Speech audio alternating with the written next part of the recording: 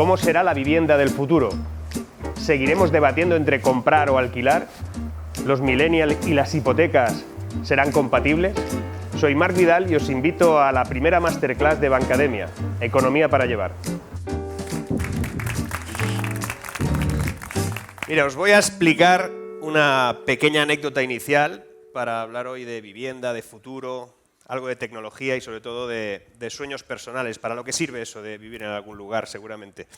Hace 31 años yo me escribí una carta a mí mismo. Era una carta que además tenía una condición básica y que esa condición establecía el hecho de que la tenía que abrir 30 años después. O sea, es un ejercicio personal que os recomiendo hacer. De todos modos, no pongan todos 30 años, no vaya a ser que alguien no la abra. Con 10 años vale. ¿Te imaginas un mundo futuro? ¿Te imaginas un mundo futuro que en la mayoría de los casos no sucede? Y además, cosas que no pudiste incorporar en esa carta han sido las que han ido sucediendo. Yo me imaginé un mundo, por ejemplo, en el que volaríamos en coches. Eso no ha pasado. Que nos teletransportaríamos o que visitaríamos Marte de forma cotidiana, todo eso no ha sucedido. Pero no pude imaginarme en 1986 que el 97% del tiempo en mi vida iba a estar compuesto de un aparatito llamado teléfono móvil, unas aplicaciones que van ahí dentro y sobre todo de un concepto tecnológico y digital que se llama Internet. El 97% de vuestro tiempo, algunos tal vez más, algunos tal vez menos, está ocupado por estos conceptos tecnológicos. Era un momento en que era imposible de tenerlo en ningún caso establecido en una carta que iba hacia el futuro. Eso ha ido provocando elementos, es decir, esos cambios tecnológicos que han ido sufriendo desde el punto de vista de innovación han generado cambios notables en nuestra vida cotidiana. Por ejemplo, cuando hablamos de que en los últimos 150 años el ser humano ha innovado tanto como en los últimos 150.000 y en los últimos 15 tanto como en los últimos 150, seguramente estamos hablando de que en la próxima década vamos a vivir cambios e innovaciones como nunca antes hemos vivido, solamente en la próxima década. Si lo vemos desde el punto de vista de uso digital, de empresas que están cambiando nuestra vida, detectaremos cosas como, por ejemplo, que la empresa más importante de taxis del mundo no tiene un solo taxi propio. Uber. La empresa de hostelería más importante del mundo no tiene una sola habitación disponible propia en ningún lugar, Airbnb. La empresa de pagos, de TPVs, de pagos más importante del mundo, Stripe, no tiene un solo TPV físico en ninguna tienda. O la empresa de cines más grande del mundo no tiene una butaca disponible en ningún lugar de ningún cine de este planeta, por ejemplo Netflix. Es decir, todas las empresas que han sido capaces de digitalizarlo todo, lo han digitalizado. Y han convertido un concepto que hasta la fecha eran productos físicos en servicios. Servicios que nos denomina una nueva modalidad económica que se llama servirizar la economía. Y curiosamente en la servirización de la economía aparece una generación que es clave en esta historia, la generación millennial. ¿Cuántos de aquí habéis nacido después del 82? Bueno, te puedes sentir, ¿no? Millennial. En mi caso me siento millennial. Y me siento millennial porque en una gran percepción hoy en día también de otras generaciones anteriores, la generación X, los baby boomers, empezamos a vivir como los millennials, empezamos a identificar que muchas de las cosas que los millennials han establecido como patrones básicos de vida, de consumo, de relaciones, de esperanzas, de sueños vitales, oye, no están tan mal, ¿no? Esa deslealtad aparente, por ejemplo, a veces con las propias empresas, no es deslealtad, es un hecho que tiene que ver con la exigencia de ser el centro de lo que esté sucediendo, que por eso pago o por eso trabajo, etc. Bueno, pues los millennials tienen una percepción de la vida curiosa, diferente a como hasta ahora la habíamos establecido. Tiene que ver, por ejemplo, con un hecho, y es que esa servirización que hablábamos de productos a servicios identifica necesariamente de que las cosas no se compran obligatoriamente. Es más que probable que las cosas solamente se utilicen. Todo aquello que se puede utilizar, todo aquello que se puede usar, pasa a primer plano. Lo que es exigible, que se tiene que comprar, muchas veces pasa a segundo plano. Pasa con la vivienda, que es de lo que vamos a hablar hoy. La vivienda ya no es un lugar en el que obligatoriamente lo tienes que comprar. Las generaciones como la millennial no establecen la necesidad de comprar algo, sino de utilizarlo. Pasa con muchísimas cosas. Pasa por eso con estas empresas que decíamos que es más importante a veces tener un coche cuando lo necesitas que no comprarte un vehículo. No compran. Los millennials no compran cosas, sino que utilizan cosas. De hecho, cuando hablamos de vivienda como tal, los millennials tienen una percepción de que la exigencia de vivir en algún lugar es algo más que poseer un lugar. Es algo más que poseer un escenario en el que vas a vivir, sino que es un lugar de aprendizaje, es un lugar experiencial. A mí esto me recuerda a una vivencia personal que tuve en una población africana, en el desierto de Mauritania, que se llama Chinguetti. Esto cuando lo digo en México se ríen todos. Ellos dicen chinga a la madre. Pero la cuestión es que Chinguetti es una población que existe, que está en el medio del desierto del Sáhara, en Mauritania. Es una población muy curiosa, que tiene un elemento diferencial con la gran mayoría de poblaciones que conocemos, y es que cada cierto tiempo el desierto la devora. El desierto se la come entera, porque el desierto del Sáhara circula, se mueve de oriente a occidente. Entonces, esas personas que viven allí, que yo estuve durante 2 meses con ellos, no entendía el por qué hacían lo que hacían. Ellos decían que habían reconstruido su ciudad, su población, una población pequeña, cada cierto tiempo la hacían, cada varias generaciones, cuando el desierto la había devorado, la volvían a hacer más hacia occidente y la replicaban una y otra vez, esa población. Ellos decían que eso lo hacían cada 2,5 kilómetros y cada varias generaciones. Yo, de hecho, pude ver 4 de esas poblaciones, una totalmente devorada, que se veía alguna puntita de esa población, vi otra en la que era imposible vivir, pero la arena ya lo cubría todo. Se veía la ciudad, pero la arena ya cubría todo. La que estábamos viviendo, en la que pude estar esos 2 meses, en las que las primeras lenguas de arena llegaban por la parte más oriental, y la que estaban haciendo nueva. La hacían cada 2,5 kilómetros. La pregunta que supongo que algunos estáis pensando, ¿por qué la hacían tan cerca, no? ¿Por qué no la hacían 40 kilómetros más allá? Esa pregunta yo se la lancé a Manu Sunduf, que era la persona que era como el chairman de esa población. Oye, ¿por qué no lo hacéis 40 kilómetros más allá? Se me quedó mirando. Me dijo, no me extraña que los europeos os vaya tan mal, porque si hacéis eso, estás condenando a las poblaciones que están viviendo en ese momento y sobre todo a las que vienen después a no poder corregir errores. Ellos consideraban que hacer una vivienda cerca, toda una población cercana, muy parecida a la anterior, pero diferente en algunos aspectos, les permitía mejorar sobre sus errores que seguramente estaban cometiendo, aunque no sabían cuáles. Esa manera de entender la conquista personal, esa manera de entender el nuevo lugar donde quieres ir a vivir, es muy millennial, ¿cierto? Es muy millennial en el sentido de que no me compro una casa porque no seguramente voy a estar aquí siempre y porque probablemente tengo que ejercer el aprendizaje en ese lugar.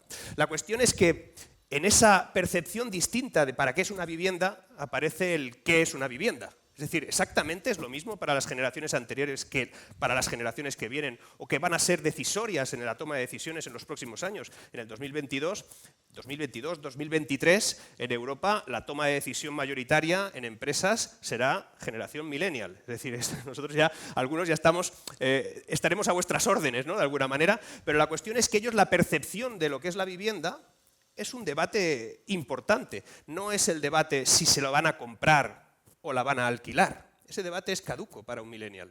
El millennial ya no se pregunta si la quiere comprar o la va a tener que alquilar. El debate está en para qué es esa vivienda. ¿Cuál va a ser el uso que va a hacer de esa vivienda? ¿En qué consiste tener una vivienda? Y en el debate sobre qué tiene que ser una vivienda aparecen 4 conceptos especiales. Uno es que hoy en día empieza a imperar en muchísimos sitios un modelo de vivienda que se llama co-living. Una vivienda parecida, ¿sabéis? Los coworking, ¿no? Sabéis que cuando vamos a trabajar en un lugar donde mucha gente está trabajando y se interactúan en zonas comunes, en servicios comunes, pues esto también funciona en el ámbito de la vivienda. El co-living es eso, es un lugar en el que las personas que viven allí comparten cosas, comparten espacios y tal vez también comparten de alguna manera sueños. ¿Para qué están allí? Como un aprendizaje o como un lugar de estancia más larga, pero comparten el lugar en el que están. Para, por ejemplo, la generación millennial, la vivienda tiene que ser una vivienda conectada, tremendamente conectada, porque precisamente el hecho de que hoy en día la tecnología marca de forma notable hacia dónde va nuestra vida, también marca el lugar en el que vivimos. Tiene que ser sostenible, tiene que ser más que sostenible, autosuficiente. Las viviendas del futuro inmediato, hacia dónde va la vivienda, porque generacionalmente así se está reclamando, va a ser una vivienda autosuficiente, más que sostenible. Esa capacidad para que la propia vivienda genere su propia energía, en muchos casos, va a ser una de las claves de cómo van a ser las viviendas del futuro.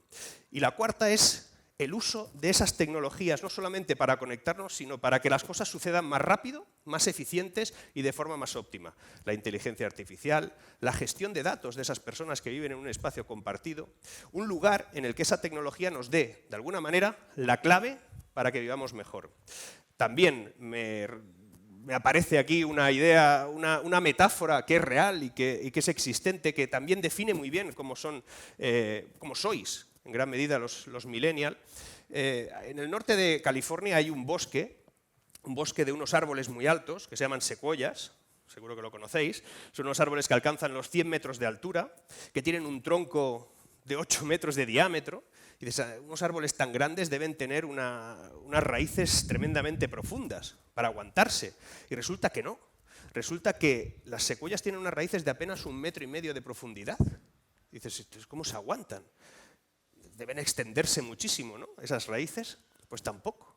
Las raíces de las secuoyas apenas alcanzan 3 metros, 4 metros más allá de donde están. ¿Cómo se puede aguantar un cacho de árbol así, con tan pocas raíces, con esos pelillos? Pues se aguantan básicamente porque se atan entre ellas. Resulta que las secuoyas, por debajo de tierra, crean una alfombra muy especial, una alfombra que sujeta todo el bosque, que es capaz de crear una malla, y esa malla permite que esos árboles alcancen 100 metros de altura. Porque si no fuese así, no la podrían alcanzar ningún ser vivo de este planeta.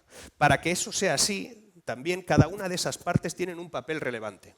Es curioso como cuando una secuoya pierde la verticalidad, el bosque entero la vuelve a levantar. Porque si cayera, el bosque peligraría entero. Ese modelo conectivo, ese modelo de conectar las cosas es un modelo absolutamente de nuestro tiempo y que es a partir de la tecnología que se genera ese valor. Y esa tecnología, por ejemplo, en un espacio co-living, parte de la conectividad de todos, parte conceptualmente de un escenario de conexión. La cuestión es que, sin embargo, a partir de ese debate de si queremos comprar o solo queremos alquilar, que hemos dicho que es caduco, porque el debate está en para qué queremos vivir en un lugar determinado y cómo va a ser esa zona en la que vamos a vivir, hay todavía un 62% de millennials que piensan que algún día comprarán. Creen todavía que parte de su objetivo es tener algo en propiedad. Yo a esto le llamo herencia cultural. Esto es porque nuestros padres nos dijeron que era mejor comprar que alquilar, que no sale rentable. El debate no es ese, como os digo, pero sí todavía hay gente que considera, y siendo joven, que su objetivo vital está en comprar una vivienda. Entonces, si vas a comprar una vivienda y tú eres un banco que quiere, en este caso, conceder hipotecas para que te compren esa vivienda, has de saber por qué no compraban hasta un momento determinado. Y no compraban porque hoy en día, la generación millennial, que sí que será decisoria en muy poco tiempo, hoy en día es una generación que tiene escasos recursos, sobre todo en cuanto a ahorros, que tiene contratos que en muchos casos son poco estables y que además pues, generan una inestabilidad global de su modelo económico. El hecho de que sea difícil acceder a las hipotecas es lo que probablemente a un porcentaje importante les está retrasando el acceso a la compra, que no quiere decir que no quieran comprar, es que les retrasa esa acción. Entonces, si queremos vender hipotecas, si alguien quiere vender hipotecas o alguien quiere saber cómo quieren las hipotecas los millennials, tendrá que basarse en algunas concepciones distintas, hipotecas muy distintas a como hasta ahora se han concedido. Tienen que ser hipotecas que se puedan conceder desde un teléfono móvil. O sea, esto de que, si os pregunto a los millennials cuánto hace que no vais a una entidad financiera personalmente a hacer alguna gestión, diréis, ¿cómo? ¿Se tiene que ir para algo? Porque todo se debería hacer desde el teléfono móvil. Concesión de hipotecas desde el teléfono móvil. Hipotecas que seguramente tienen que ser no solo flexibles en el ámbito del porcentaje al que se rigen, sino flexibles en cuanto a cómo se van a pagar, el modo en el que se van a pagar, el tiempo no ha de ser fijo en el que se va a pagar. Es decir, hipotecas que pongan al cliente, en este caso al millennial, a la persona que quiere contratar esa hipoteca, en el centro de la cadena de valor. Estar en el centro de la cadena de valor desde el punto de vista bancario, desde el punto de vista hipotecario o de compra de una vivienda, significa que hay que saber exactamente cuáles son las necesidades y las posibilidades de pago de esas hipotecas. Otro de los hechos fundamentales que van a regir, por ejemplo, la decisión para comprar esas hipotecas es que fundamentalmente tengan la capacidad de interpretar el escenario en el que se están concediendo esas hipotecas. Es decir, si son personas que tienen una capacidad económica determinada, pero van a ser, como decíamos antes, voluntariamente nómadas, quiere decir que esa vivienda que van a comprar no va a ser para siempre. Que esa es la gran diferencia con respecto, fundamentalmente, a aquellos que gestionan hipotecas para gente mayor, gente más mayor que los millennials. De todos modos, el hecho de que se concedan hipotecas a partir de los datos conocidos de esas personas que son más jóvenes y que además interactúan de forma constante y notable con las entidades financieras porque les damos datos, porque constantemente están generando datos y la inteligencia artificial es capaz de regirlas, esa capacidad de interpretarlos es fundamentalmente uno de los caminos que las entidades financieras van a seguir. Las entidades financieras van a seguir el camino de concedernos hipotecas en base a esos datos que estamos entregando y se olvidarán de algo que es tremendamente fundamental, algo que es esencialmente la parte más importante de cuando te compras una vivienda, que es que una vivienda, la compres o la alquiles, es tu sueño puesto en físico. Es decir, es el lugar en el que piensas realizarte, es el lugar en el que vas a perseguir cada uno de esos retos personales y donde los vas a poner en una habitación o en otra, en el salón o en la cocina, pero en cada uno de esos lugares es donde van a pasar las cosas en las que tú vas a estar cada día soñando. Entonces, cuando uno se plantea el lugar donde va a fabricar sus sueños, el lugar donde va a consensuarlos con otra persona tal vez, tiene que poner delante de lo tecnológico un poquito lo humano, ¿no? Tiene que poner por delante de el cómo se hacen las cosas, de cómo la tecnología va a marcar de forma determinante todo eso, va a tener que poner el corazón. Recordad que la tecnología, en gran medida, nos vamos a enfrentar a ella muchas veces con la ilusión de que la tecnología nos va a cambiar la vida, que nos la va a mejorar. Es cierto, siempre ha mejorado la tecnología a nuestro tiempo, es cierto, pero simplemente es el cómo suceden las cosas. El porqué siempre seremos los seres humanos. Los seres humanos somos el porqué de los avances tecnológicos. La tecnología es el cómo se producen esos avances.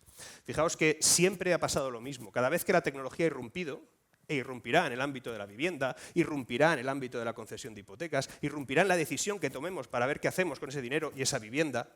La cuestión es que siempre ha pasado igual. El ser humano se ha asustado de esos avances tecnológicos. Fijaos que, por ejemplo, a finales del siglo XVIII, cuando una máquina de vapor entraba en una fábrica textil en el sur de Londres, y esa máquina de vapor expulsaba, de 400 personas que trabajaban allí, expulsaba a 397, porque la máquina de vapor era capaz de hacer las cosas más rápido, más eficiente. Esas 397 personas que vivían allí y que trabajaban allí, a ese momento de la historia que nosotros llamamos primera revolución industrial, ellos le llamaron primera gran crisis industrial. El ser humano vive la tecnología como algo que aparentemente provoca crisis hasta que se ajusta y deja de ser un parto doloroso para ser un mejor escenario. Para finalizar, a mí me gustaría trasladaros una pequeña historia, un regalo, que tiene que ver con cómo lo importante de todo esto es el corazón. Es esencialmente lo que los seres humanos vamos a querer hacer en esos espacios. Espacios, como os decía, que el debate no va a ser si es de propiedad o es de alquiler, esencialmente esa es la gran idea, el debate no está ahí, el debate es para qué queremos esas viviendas y sobre todo cómo van a ser esas viviendas. Para acabar os entregaré un pequeño regalo en forma de historia.